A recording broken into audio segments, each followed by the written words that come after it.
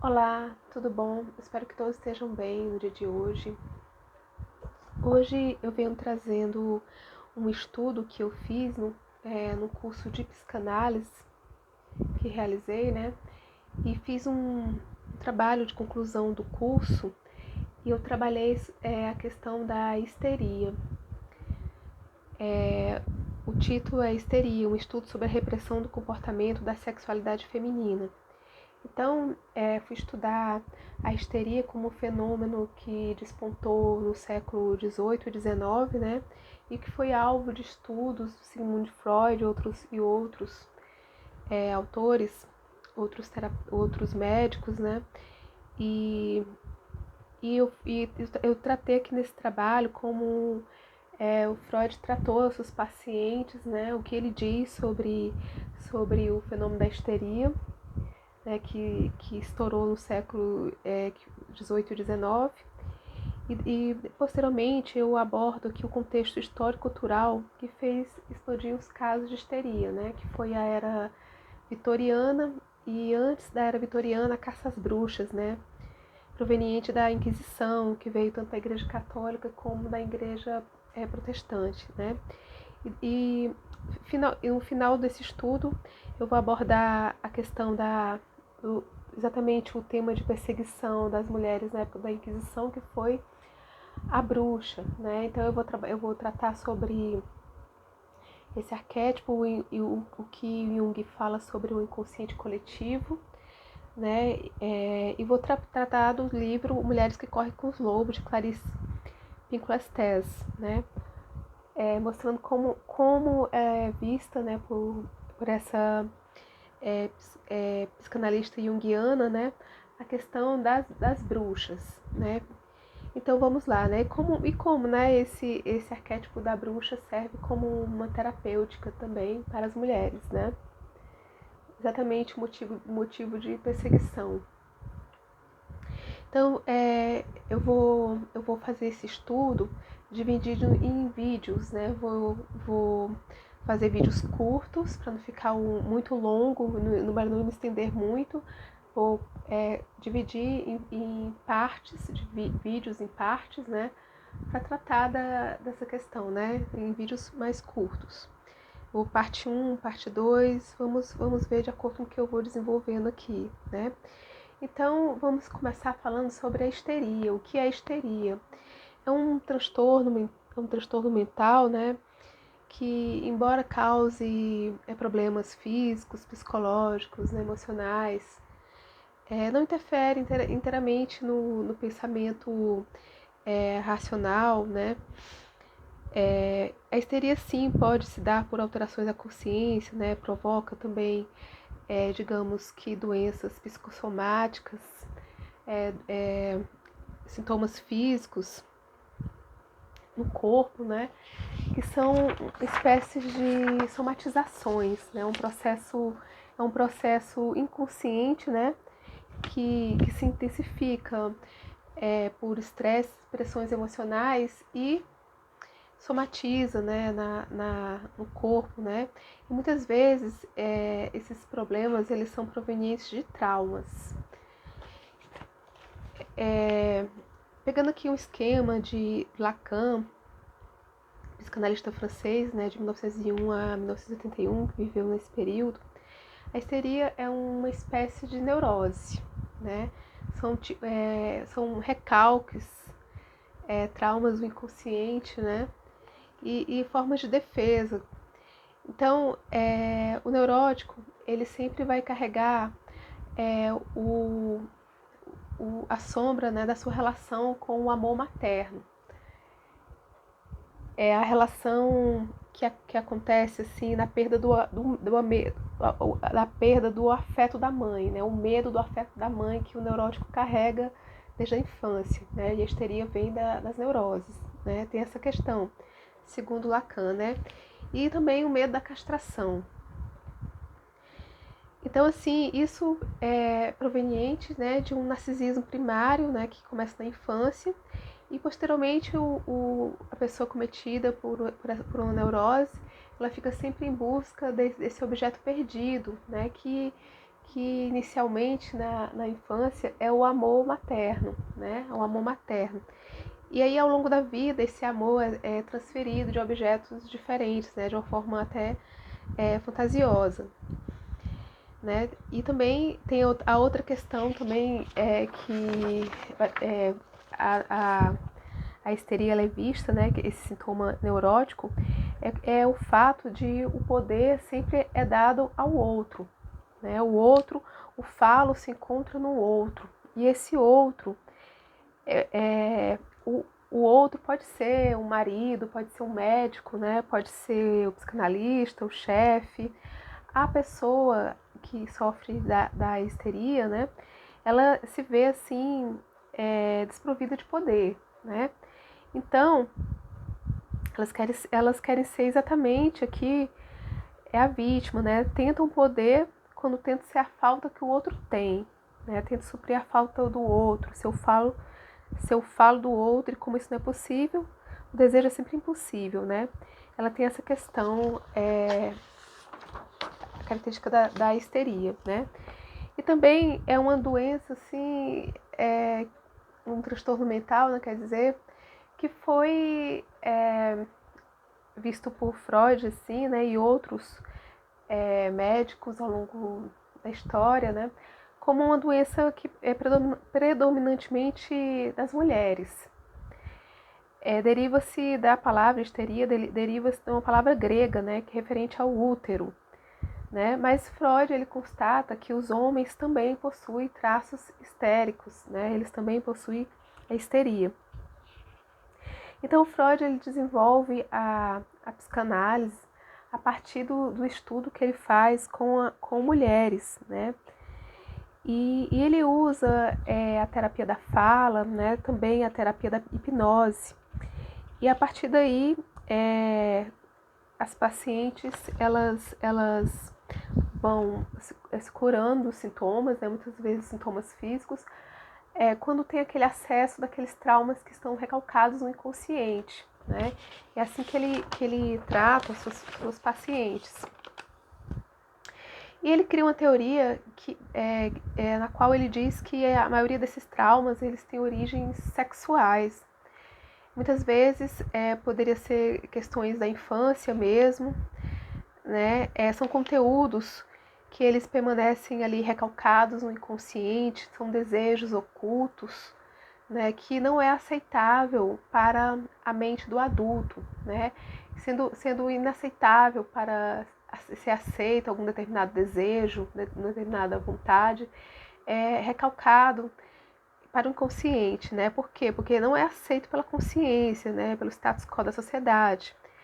Então, a consciência do adulto muitas vezes não consegue suportar, por exemplo, o desejo que uma criança, né, teve, né? Então, o seu desejo fica ali recalcado, né?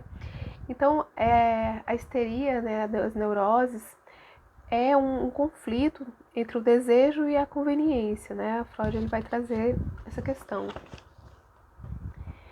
Então, a histeria ela vem sendo objeto de estudo, né, desde a antiguidade grega, com Hipócrates, considerado o pai da medicina, né, que morreu em 377 a.C. Já havia sido citado, né, como uma doença das mulheres, né, a palavra histeria, como eu já falei, vem uma palavra grega que significa útero, né, doença do útero, e se supunha nessa época que a histeria se desenvolvia pela privação de relações sexuais que dissecavam o útero. Na Idade Média, as mulheres acometidas pelos sintomas de histeria, né, ela era investigada pela Inquisição e, se fosse considerada histérica, era vista como alguém possuída pelo demônio, né, por fazer bruxarias. E assim muitas mulheres foram torturadas e mortas na fogueira porque se comportavam histericamente, né? E no século XVIII, a histeria ela deixa de ser objeto de investigação da Igreja Católica protestante, né? E passa a ser uma doença dos nervos estudada pela medicina, pela ciência, né? Freud, no século XIX, foi um dos seus estudiosos e, como eu já falei, através de seus estudos com mulheres, ele descobriu o inconsciente, né? Ele descobriu questões sobre a sexualidade infantil, o complexo de Édipo, as castrações, os recalques, né? Os conflitos que são originários da neurose, né? E ele descobre que são fatores inconscientes que somatizam e provocam somatizações psicológicas e físicas. E ele trata, né, essas pacientes através da hipnose, né, e também da fala. De acordo com Freud, né,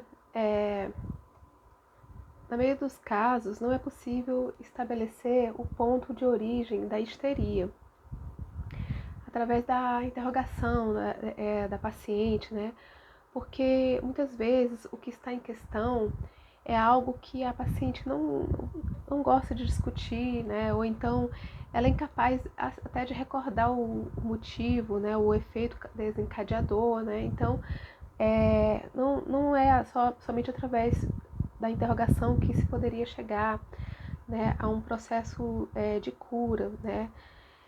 E chegar, né, aquilo que desencadeou o fenômeno da histeria, né? Muitas vezes, como eu já falei, ele utilizou da hipnose, também da fala, né, da questão do desabafar, que vai fazendo com que a pessoa recorde, né, vá entrando em contato com aquilo que ela mesma não lembra, né, e não está ali pensando, né.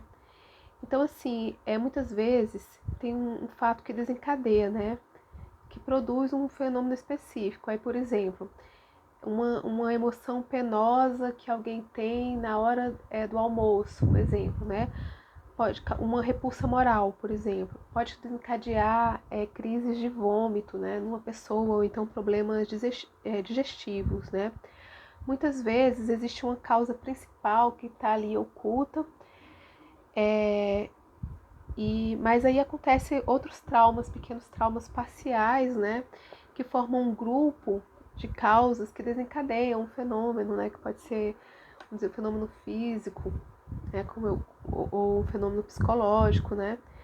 É como se fosse uma categoria de traumas que faz acontecer, né, a histeria, né. É como se essa lembrança do trauma estivesse ali oculta no inconsciente, né? Como um corpo estranho. Que mesmo como se fosse assim, um vírus, um exemplo, né? Que está ali, ou um incômodo, né? Guardado, oculto, e que ele fica lá incomodando e no inconsciente muitas vezes o paciente não sabe, né, não compreende como acontece, né, então fica sendo um agente em ação, atuando, incomodando, né, trazendo os sintomas, né. Então Freud ele descobre que através da fala, da hipnose, desaparecia muitas vezes os sintomas da histeria, né? Os sintomas físicos e psicológicos. Quando o indivíduo conseguia lembrar, né? Quando trazia à tona a lembrança do fato que ocasionou, né? O trauma. E aí a lembrança ela tem que ser algo muito forte, né? Para trazer a cura. Se não tiver um afeto na fala, ao narrar a situação, não produz cura, né? É necessário o afeto vir à tona, né? E os histéricos, eles têm assim lembranças, Freud vai dizer antigas, né? Que pode ser de muitos e muitos anos, e essas lembranças são tão intensas que continuam agindo, mesmo depois de muito tempo. É como se não houvesse um desgaste pelo tempo, né? O afeto não perde a sua força pelo tempo, né? Então, assim, é necessário uma reação enérgica, né? Da mesma forma que o trauma, né? O trauma, o afeto, a energia que o trauma causou, pode ser curado através da fala, né? Da forma enérgica que o paciente ele vai descarregar, né? E aí, né? Com a fala, com o desabafo, às vezes uma crise de cólera, né? consegue colocar para fora um afeto reprimido, né, vinculado a uma lembrança. Por exemplo, essa lembrança que ela não é colocada para fora, esse afeto, ele fica mortificando, né, o indivíduo, né? Por exemplo, uma ofensa sofrida sem que a pessoa tenha reagido, né? Isso aí vai ficar ali, né, consumindo a pessoa, né? É quando a pessoa não consegue reagir a alguma situação. E aí fica lá, né, os efeitos atuando, né, no estado psíquico do sujeito, né? Então, assim, o pensamento consciente, ele inibe, ele suprime, né? É exatamente por esse fator que fica essa situação da aflição que o indivíduo ele vive, né? E assim, essa aflição, ele é retirado muitas vezes com o método da hipnose que Freud utilizou. Então, assim, né? Também existe outro fato, é que quando acontece o trauma em si, muitas vezes parece que não há uma vigilância do sujeito em relação aos seus próprios pensamentos e sentimentos, né? Não há assim, uma crítica, né, sobre o que acontece racionalmente em relação ao fato. É como se as pessoas estivessem em estados psíquicos automáticos, semi-hipnóticos, né? Como se fossem estados alterados de consciência que não permite uma crítica, uma reação consciente a um trauma, né? E aí torna, assim, a pessoa mais disponível ao trauma. Então, assim, né?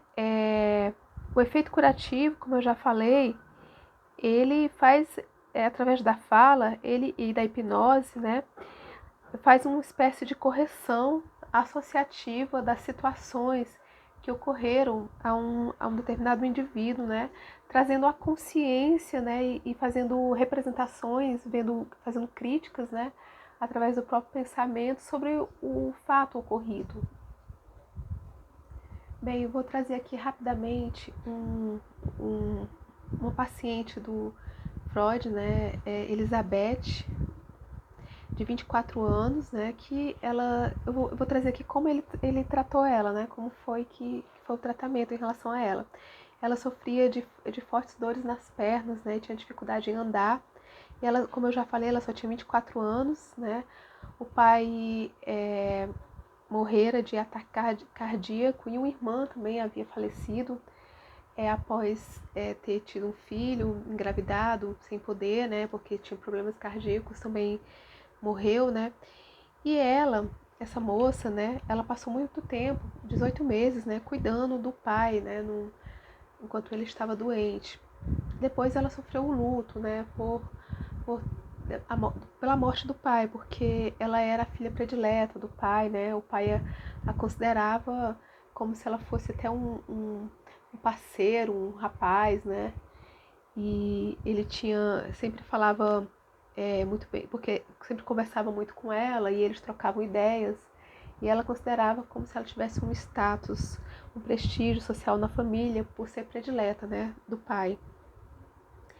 Então, assim, depois do falecimento do pai, né, ela passou um tempo, ela começou a sofrer, né, das questões das dores nas pernas, né. Então ela começou a narrar, ela tinha uma certa dificuldade de ficar hipnotizada, mas Freud observava a fala dela, né, quando ela mostrava emoções e foi conseguindo, né, sob hipnose, falar e falando, né, lembrando. E assim, tudo que ela contava, ele percebia que não eram só histórias, que não causava um motivo, né, um motivo, havia assim, uma incompatibilidade, né, em relação às fortes dores que ela sentia, né, o problema dela e a simples narrativa da vida dela, que sim, era triste, né, os acontecimentos da vida dela eram tristes, mas não justificava, né, essa esse fator psicossomático que atingiu, né, suas pernas, né? Então ela começou a contar que havia se interessado por um rapaz, né, que esse rapaz ele ficou interessado nela, mas que ela não pôde ficar com ele, pois estava cuidando do pai, e o rapaz havia a rejeitado, né? Perdeu o interesse por ela, foi viver a vida dele, e assim ela contou isso como algo bastante triste. Ainda assim, Freud não via, né, nesse relato dela o motivo, né, pelo qual ela sofreu, ela teve essa somatização, essas dores intensas, né? Então ele foi fazendo ela lembrar o momento em que apareceu, né, que despontou essas dores que ela sentia, né? Então ela foi revelando que ela sentia um desejo muito forte pelo marido da irmã, desejava ser a esposa dele, né? Mesmo assim, quando a irmã estava viva, ela tinha interesse por ele. E quando ela morreu, ela pensou que poderia ser finalmente a esposa, né? Do esposo da irmã, né? Pelo cunhado. Entretanto, né, porque ela era apaixonada por ele, né? E as dores nas pernas iniciou exatamente no momento, ele fez ela lembrar o momento que surgiu a primeira vez, as dores nas pernas, no momento que ela foi fazer um passeio com ele, né? A irmã ainda estava viva. E ela fez um passeio onde ele estava presente, né?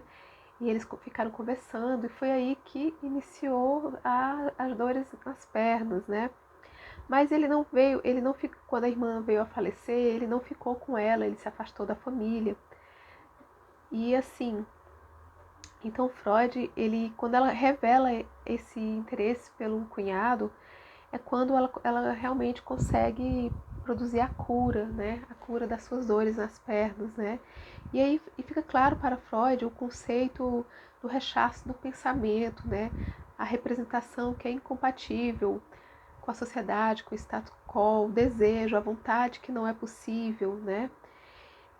Não era aceito pela consciência, né? Há uma resistência do seu ser moral, né? Do seu ser social, por ela desejar, né, o marido da irmã. Então ela causa em si mesma essas dores físicas, né? Essas frustrações ao longo do tempo, né? Por ter passado tanto tempo cuidando do pai, da irmã, depois não ter realizado seus desejos sexuais, né, suas vontades, né, seus amores. E assim ela mesma se condenava por sentir esses desejos. Bom, gente, eu finalizo aqui essa parte da histeria. Depois vou gravar outro vídeo falando sobre o contexto histórico, né, dos séculos XVI, XVII, XVIII e XIX em relação à sexualidade. Logo eu vou gravar outro vídeo.